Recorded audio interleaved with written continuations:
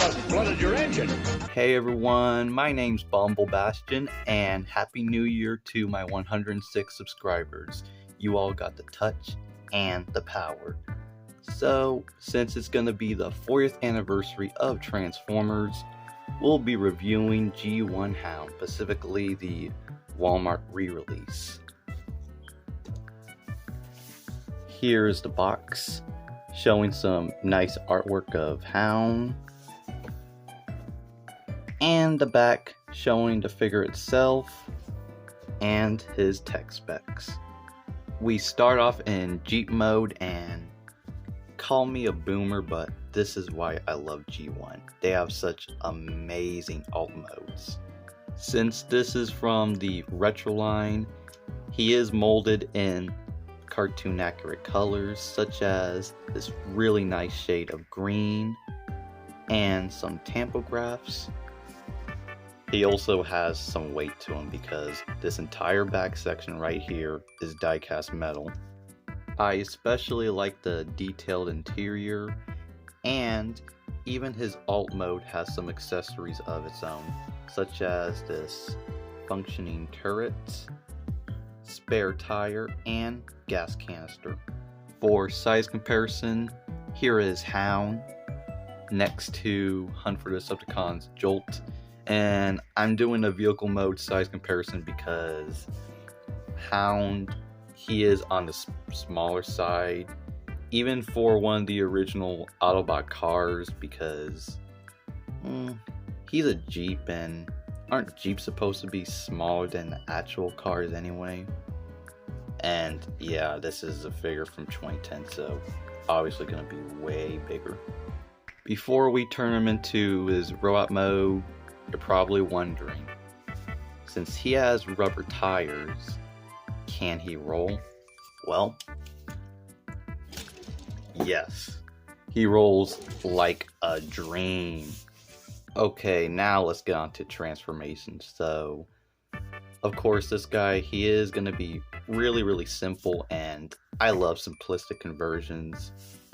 So, first want to take off his accessories, such as this turret, and this can, and a spare tire. This is really tight. Okay, so the first thing you want to do is fold down the seats like so, and then you want to pull this entire section out, and then you're gonna fold down these die-cast parts, which are now gonna become his feet. Flip up the chairs like so, and these little panels, you want to rotate them. Next thing you want to do is fold down these wheels, and for a figure made 40 whole years ago, this is amazing. Check this out. Look at this. His arm pops out as you rotate the wheel back. That is awesome. And of course his arm does the same exact thing. Oh, that's so cool. And for some more automorph technology before it became popular, his head pops out when you fold down his body. And you flip down his arms, and you fold the windscreen down like so. And of course, you give him his hologram projector. Plug it in like so. And here you have Hound transformed in his robot mode. This is where this guy's cartoon accuracy really shines. So, of course, you start off with his head sculpt, and if you look closely, he is smiling, and that really fits the personality of the character, because he was a really friendly guy, and before Bumblebee, he was gonna be Spike Wicky's best friend, but of course, the roles changed and Hound kind of got left in the dust. I mean, I love Bumblebee anyway, so it's all good. And one complaint that I do have is how cheap the stripe on his pelvis looks. That looks kind of ugly, but that's like my only real complaint about this figure. I mean, it's probably just my copy. And speaking of paint, like, again, he looks so cartoon accurate. Like, I'm gonna have him right next to the animation model, and yeah, he looks exactly the same. And I really like how his faceplate, engine, and his lower body is painted in like this really light shade of green, which is indeed cartoon accurate. They could have easily just left it in like this boring gray plastic, but nope, they went the extra mile, and I appreciate that. And even his legs are painted in green, because in the original toy they were just black, and that kind of looked a bit boring, not gonna lie. And his arms are green too, and even having the yellow stripe. So yeah, really, really nice robot mode. For posability, okay, try not to laugh, but that's it.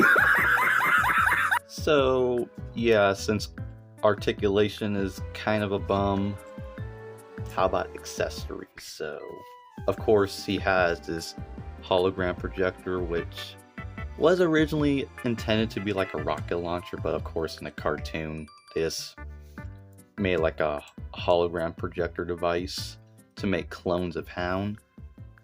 And it is supposed to fire, but they literally neutered the launcher. Like, it doesn't have the spring anymore, so. And he does have his rifle, which can plug into his hand. That is if he could like even utilize it, because he can't really point it. It's always like pointing down.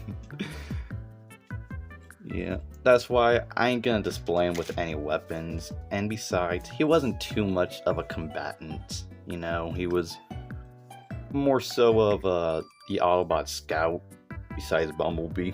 So everyone, for size comparison, here is Hound next to fellow G1 Walmart reissues Starscream, and they look so good together. Like, I want to see more of this, more G1 Transformers and cartoon accurate colors. Like, I really wish they could do Jazz and Sideswipe. That would be awesome. But yeah, I am so glad to have these, and I absolutely love them.